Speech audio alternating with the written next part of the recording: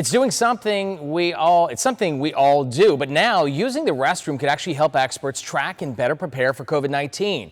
Contact 5 investigator Michael Butchner explains how researchers at Florida Atlantic University are using wastewater to follow the virus. Pretty dirty way to test for COVID.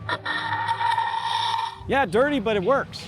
A simple flush can be quite revealing. People use the restroom, they shed the COVID virus, and so we find the remnants of it in the wastewater. What's in there? Well, it could be pretty nasty. Contact 5 went along with engineering professor Frederick Bletcher and graduate students at Florida Atlantic University in Boca Raton. With any kind of a pandemic, disease outbreak type thing like that, wastewater is one of the good places to be able to track this stuff.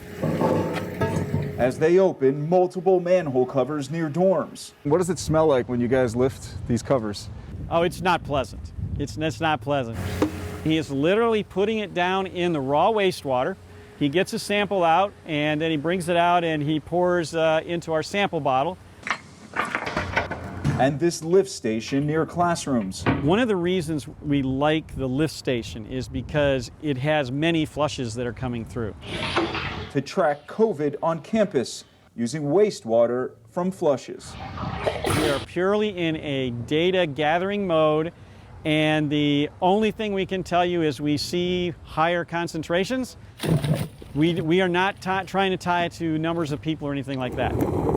Samples are kept cool and taken back to this lab, where over the course of several days, tests are performed to look for signs of COVID. When we started testing several months ago, the COVID amounts were fairly low.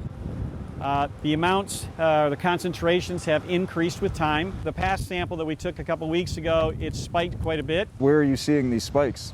Dormitories, athletic field.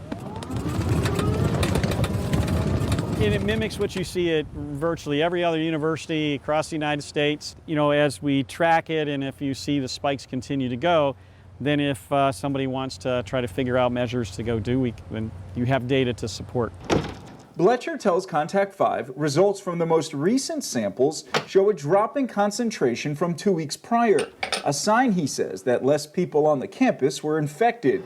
Now he's hoping to sample neighborhoods. We've reached out to a couple of municipalities already. The idea is we could provide this type of service to local governments, and they could kind of track what the COVID looks like in their community. And sewer systems are surprisingly a good way to make good decisions. One simple flush to help gauge a pandemic-sized problem. In Boca Raton, Michael Butchner, WPTV News Channel 5.